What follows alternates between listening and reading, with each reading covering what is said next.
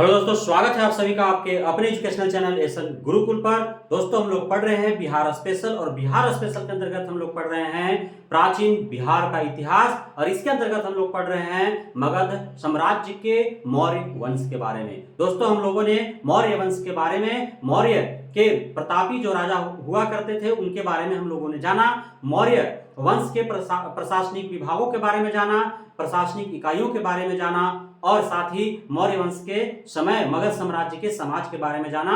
अब हम लोग जो है आगे मौर्य वंश के समय का क्या अर्थव्यवस्था था उसके बारे में हम लोग जानते हैं, है ना। तो अर्थव्यवस्था की जहां तक बात होती है तो उस समय मौर्य वंश के समय जो है मगध साम्राज्य की अर्थव्यवस्था जो है वो कृषि पर आधारित था। हमने आपको पहले भी बताया था कि चूंकि मगध साम्राज्य जो है वह गंगा जमुना दोआब के ऊपर जो है बसा हुआ है, वहीं सोन नदी जो है सोन नदी के बेसिन पर बसा हुआ है, तो इसके वजह से जो है यहाँ की जो मिट्टी थी, यहाँ की जो भूमि थी, यहाँ के जो मैदानी भाग थे वे काफी उपजाऊ हुआ करते थे, जिससे यहाँ के लोग जो है खुशहाल थे, आत्मनिर्भर थे। यहाँ अनाजों की उत्पादन हो जाती थी जिससे राजस्व जो है वह राज्य को प्राप्त हो जाता था। साथ ही व्यापार व्यवसाय की जहां तक सवाल है तो मगध साम्राज्य से मौर्य वंश के समय जो है आंतरिक व्यापार भी हुआ करते थे और बाह्य व्यापार भी हुआ करते थे। आपको हमने पहले भी बताया है कि मिस्र के राजाओं के साथ इनका संबंध था, है ना, ईरान के राजाओं के साथ इनका संबंध था, है ना। तो वहां के राजाओं के साथ जो है गुजरात के जो भड़ौच है वहां उस समय का जो है बहुत बड़ा बंदरगाह हुआ करता था और वहीं से जो है अरब सागर पार करके सीधे ईरान, इराक और मिस्र के जो है मिस्र के राज्यों के साथ जो है वहां के राजाओं के साथ जो है व्यापार व्यवसाय हुआ करता था, है ना, जल मार्ग के द्वारा। तो ये जो है वहां की अर्थव्यवस्था की व्यवस्था थी। साथ ही तो उद्योग की बात किया जाए तो मौर्य वंश के समय मगध साम्राज्य का जो प्रमुख उद्योग था वह वस्त्र उद्योग था और जो राजस्व की प्राप्ति होती थी, है ना, तो राजस्व की प्राप्ति जो है 1/6 से 1/4 भाग तक लिया जाता था। जहां पे उत्पादन अधिक होते थे वहां 1/4 राजस्व प्राप्त किया जाता था और जहां उत्पादन कम होते थे वहां 1/6 राजस्व जो है वो वसूला जाता था। टैक्स चोरी की जहां तक बात की जाए तो उस समय जो है टैक्स चोरी को लेकर के जो दंड के प्रावधान थे वह यहां तक थे कि टैक्स चोरी करने वालों को मृत्यु दंड भी दिया जाता था। इस प्रकार बहुत ही जो है व्यवस्थित तरीके से मौर्य वंश के समय मगध साम्राज्य को चलाया जा रहा था, इसी जिसका परिणाम स्वरूप जो है मगध साम्राज्य का मौर्य वंश के समय काफी विस्तार देखने को मिला है ना। तो हमने आपको बंदरगाह के बारे में बताया और साथ ही जो है मुद्रा का भी प्रयोग होता था उस समय। मौर्य वंश के समय मगध साम्राज्य में जो व्यापार व्यवसाय होते थे उस समय मुद्रा का भी प्रचलन था, मुद्रा का व्यवहार में प्रयोग होता था, है ना। तो ये थी जो है मौर्य वंश के समय जो है मगध साम्राज्य की अर्थव्यवस्था के बारे में हम लोगों ने जाना। अब वहां की कला और संस्कृति के बारे में जानते हैं। तो कला के जहां तक सवाल है तो आप लोगों ने अशोक के शिलालेखों के बारे में पढ़ा, अशोक के स्तंभ के बारे में पढ़ा, अशोक के गुहालेखों के बारे में आप लोगों ने पढ़ा है ना। तो शिलालेख का जहां तक सवाल है तो शिलालेख जो है 14 शिलालेख जो है प्राप्त हो चुके हैं अब तक। अशोक के द्वारा लिखित 14 शिलालेख जो है मौर्य कालीन 14 शिलालेख प्राप्त हो चुके हैं, जिसमें कुछ शिलालेखों के बारे में हमें जो है ध्यान में रखना है। जैसे प्रथम जो शिलालेख जो मिला है ना, तो वह जो है पशु बलि की निंदा उसमें की गई है शिलालेख में, है ना। पशु बलि की निंदा की गई है। आप लोगों को हमने बताया था कि कलिंग युद्ध के बाद जो है अशोक का हृदय जो है परिवर्तन होता है और उसके बाद जो है अपने राज्य में मांसाहार को पर प्रतिबंध लगाने की प्रयास करता है। उसी को लेकर के जो है प्रथम शिलालेख में उल्लेख किया गया है और वहां पशु बलि की निंदा की गई है। वहीं चौथा जो शिलालेख है उसमें कहा है कि भेरी घोष से जो है वह किस ओर मुड़ो, तो धर्म घोष की ओर मुड़ो। भेरी घोष मतलब युद्ध नीति को त्याग करके और धर्म का मार्ग अपनाओ, ऐसा जो है चौथा शिलालेख में ऐसा वर्णन किया गया है। वहीं पांचवा शिलालेख का बात किया जाए तो धम्म महामात्रों की नियुक्ति की उसमें जो है बात की गई है। धम्म महामात्रों का मतलब क्या होता है, तो जो अशोक के द्वारा कलिंग युद्ध के उपरांत जो धम्म का जो है व्यवस्था बनाया गया था, अर्थात धम्म का मतलब जो है जो भी उस समय जो है प्रचलन में धर्म थे, चाहे बौद्ध धर्म हो, जैन धर्म हो, आजीवक संप्रदाय हो, इससे मिश्रित जो इनके नैतिकता थी, जो इनके गुण थे, उनको जो है संग्रहित करके और मिश्रित रूप से एक जो है धर्म का जो है एक व्यवस्था बनाया गया था। किसके द्वारा? अशोक के द्वारा। तो धम अर्थात धर्म, धर्म को ही धम के रूप में जो है इन्होंने व्यवहार में लाया और इसको जो है इसको प्रचार प्रसार के लिए महामात्रों की नियुक्ति की गई, जिसका उल्लेख जो है 5वां शिलालेख में मिलता है। वहीं 7वां और 8वां शिलालेख में जो है तीर्थ यात्रा के बारे में जानकारी मिलती है। अशोक ने बौद्ध धर्म अपनाने के बाद महात्मा बुद्ध के जितने भी जो जो जहां जहां भी तीर्थ स्थल थे उन तीर्थ स्थलों का उन्होंने क्रमिक रूप से जो है उन्होंने यात्रा की, जिसका उल्लेख 7वां एवं 8वां शिलालेख में जो है प्राप्त होता है। वहीं 13वां शिलालेख की बात किया जाए तो इसमें जो है कलिंग युद्ध के बारे में उसमें वर्णन है और इसमें साथ ही कलिंग युद्ध के बाद किस प्रकार अशोक का हृदय परिवर्तन हुआ इसके बारे में जो है 13वां अभिलेख में जो है 13वां शिलालेख में जो है इसके बारे में वर्णन किया गया है ना। उसके बाद अब सवाल है कि ये जो भी शिलालेख हम लोग पढ़ रहे हैं वह उसकी भाषा तो आज के समय हिंदी नहीं था, अंग्रेजी नहीं था, उर्दू नहीं था, फारसी नहीं था, वो दूसरे भाषा में लिखे हुए थे। प्राचीन भाषा में, प्राच्य भाषाओं में लिखा हुआ था। उस समय का जो शिलालेख था वह ब्राह्मी में लिखा था, खरोष्टी में लिखा हुआ था, है ना, ग्रीक भाषा में लिखा हुआ था, अरमाइक भाषा में लिखा हुआ था, यानी कि जिस क्षेत्र में शिलालेख थे वहां के क्षेत्रीय भाषाओं में लिखा गया था। तो इसे जो है वर्तमान में पढ़ा कौन, तो इसे वर्तमान में जो है जेम्स प्रिसम ने पढ़ा। 1837 ईस्वी में जेम्स प्रिसम द्वारा जो है यह पहली बार शिलालेखों में जो वर्णन किए गए थे उन भाषाओं को पढ़ा गया। साथ ही इसका खोज जो है 1750 ईस्वी में ही हो गई थी और वह टी पैंथलर के द्वारा खोज किया गया था। तो सवाल आता है कि अशोक के शिलालेखों का खोज किसने किया, तो 1750 ईस्वी में टी पैंथलर के द्वारा खोज किया गया।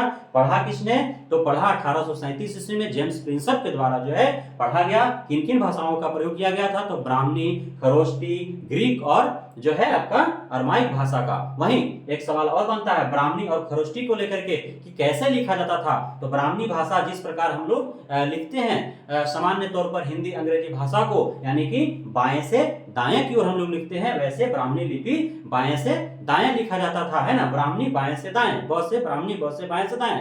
और वहीं खरोष्टी यानी कि उल्टी, खरोष्टी यानी कि उल्टी अर्थात दाएं से बाएं लिखा जाता था। तो इस तरह से आपको याद रखना है।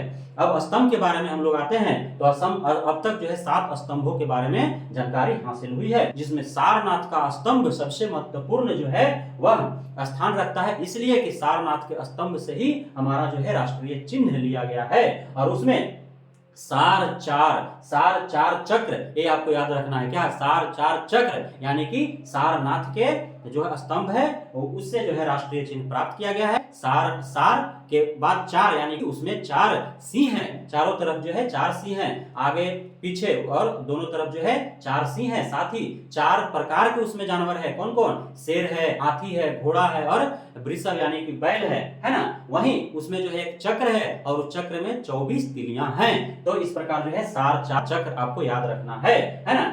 उसके बाद जो है गुहा लेख के बारे में हम लोग जो है पढ़ते हैं। गुहा लेख यानी कि गुफा जो बनाए गए थे उस समय बराबर की पहाड़ी में गुफा बनाया गया था अशोक के द्वारा। उसके बाद नागार्जुन की पहाड़ी में जो है दशरथ के द्वारा बनाया गया था, है ना। तो उन गुफाओं में भी लेख लिखा गया था।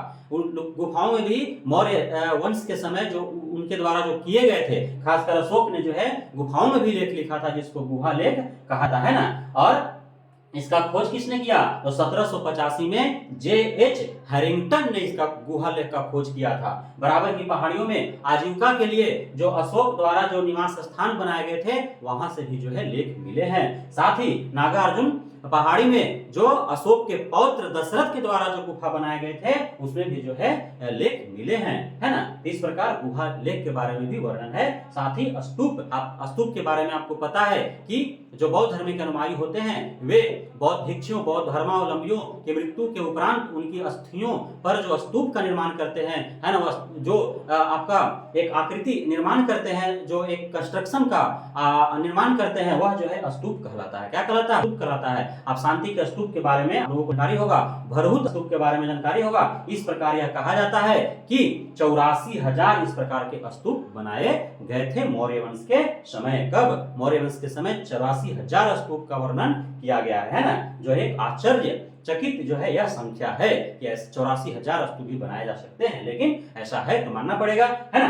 तो सांची के स्तूप और भरहुत स्तूप के बारे में आपको जानकारी रखना है। वहीं राजप्रसाद, राजप्रसाद जो है एक भवन है। अब वो भवन कहाँ है? अपना बिहार के पटना में, पाटलिपुत्र में यह भवन के बारे में जो है पता चला है। और इस भवन का विशेषता क्या है? तो यह 80 स्तंभों पर यह भवन का निर्माण किया गया है और 80 जो स्तंभ है वे पत्थरों के हैं। 80 स्तंभ किसके हैं? पत्थरों के हैं, है ना। और जो इसका सीलिंग है, सीलिंग यानी कि जो है ऊपर का भाग, सीलिंग मतलब ऊपर का जो भाग छत है और नीचे का जो फर्श है, तो उसका सीलिंग और फर्श दोनों जो है वो लकड़ी का बनाया गया है। तो इस प्रकार जो है यह बेहद ही आकर्षक होता है। उस समय मेगास्मिथ के द्वारा इसे जो है देवलोक का, देवताओं का जो है किला के रूप में, देवताओं के भवन के रूप में जो है इसके बारे में जो है तुलना की गई है कि जो उस समय का जो पाटलिपुत्र का मौर्य वंशकालीन जो राजप्रसाद भवन था वह जो है देवता का जो इस प्रकार जो रहने का स्थान होता है उस तरह के था, है ना, ऐसा कहा गया है। वहीं लोक कला की बात किया जाए तो यक्ष और यक्षिणी की कहानी आप लोगों के ने पढ़ा होगा, यक्ष यक्षिणी के बारे में आप लोगों ने सुना होगा। उस समय जो है यक्ष यक्षिणी द्वारा मूर्ति का निर्माण किया गया था। और आज जो आप लक्ष्मी, सरस्वती देवी, है ना, आपका दुर्गा, इनका जो आप मूर्ति के रूप में आज पूजन करते हैं, यक्ष यक्षिणी के द्वारा ही मूर्ति का रूप दिया गया था, है ना। उससे पहले पता नहीं था कि गणेश जी भी ऐसे होते हैं, लक्ष्मी जी भी ऐसे थे, है ना, देवी दुर्गा भी ऐसे थी, क्योंकि किसी को पता नहीं था कि दुर्गा कैसी थी। लेकिन यक्षिणी के द्वारा जो है मूर्ति का निर्माण किया गया और उसके बाद जो है मूर्ति पूजा का प्रचलन जो है हुआ था, है ना। तो मूर्ति कला के रूप में यक्ष यक्षिणी की भी जानकारी हासिल होती है। वहीं जो है उत्तरी कालीन पौलिस मृदभांड के भी बारे में पता चलता है ना। मृदभांड, मृद मतलब मट्टी, भांड मतलब भांड, मिट्टी का जो भांड होता था, मिट्टी का जो पात्र होता था उसको मृदभांड कहा जाता था, है ना। और वह कैसा होता था? तो उत्तरी कालीन पौलिस होता था, जिसको शॉर्ट में NBPW कहा जाता है। वहीं बिहार के संदर्भ में यदि हम लोगों को जो है पढ़ना है क्या स्तंभ और अभिलेख के बारे में, तो आप लोगों को जानकारी दे दूं कि स्तंभ जो है बिहार के वैशाली से प्राप्त हुए हैं, बिहार के पश्चिमी चंपारण से प्राप्त हुए हैं, बिहार के पूर्वी चंपारण से प्राप्त हुए हैं, है ना। पश्चिमी चंपारण का जो रामपुरवा है, रामपुरवा से जो प्राप्त हुआ है स्तंभ, आपका वृषभ का जो है वृषभ का भाग जो प्राप्त हुआ है, तो वह जो है अब आज भी आपका राष्ट्रपति भवन के सामने जो है वहां पे प्रदर्शित के लिए रखा गया है। साथ ही जो है पश्चिम चंपारण के रामपुरवा से ही जो सिंह का टुकड़ा मिला है या सिंह की आकृति का जो स्तंभ मिला है वह जो है आपका कहाँ रखा गया है? तो आपका कलकत्ता में जो आपका संग्रहालय है ना, वहां पे जो है रखा गया है। वहीं पूर्वी चंपारण से भी मिले हैं स्तंभ। अभिलेख का बात किया जाए तो सासाराम से लघु अब शिलालेख जो है प्राप्त हुआ है, पश्चिमी चंपारण से भी शिलालेख प्राप्त हुए हैं और पूर्वी चंपारण से भी शिलालेख प्राप्त हुए हैं। तो ये भी आपको ध्यान में रखना है। प्रश्न आ जाएगा लघु शिलालेख कहां से प्राप्त हुआ है? बिहार के किस स्थान से? तो सासाराम से प्राप्त हुआ है। बिहार के किस स्थान से प्राप्त जो स्तंभ है वह राष्ट्रपति भवन के सामने रखा हुआ है? तो आपका पश्चिमी चंपारण के रामपुरवा से, है ना। आपका प्रश्न आ जाएगा कि कहां से प्राप्त जो है स्तंभ जो है वह कलकत्ता के संग्रहालय में रखा हुआ है? तो आपका पश्चिमी चंपारण के रामपुरवा से। अलग अलग है, वृषभ जो है वह रखा गया है आपका राष्ट्रपति भवन के समक्ष और जो सिंह है वह रखा गया है आपका कलकत्ता के संग्रहालय में। तो यह मुख्य रूप से जो है हम लोगों ने पढ़ा मौर्य वंश के समय मगध साम्राज्य की अर्थव्यवस्था के बारे में और उस समय के कला और संस्कृति के बारे में। आगे हम लोग पढ़ेंगे अशोक के धर्म के बारे में अगले वीडियो में। तब तक के लिए धन्यवाद।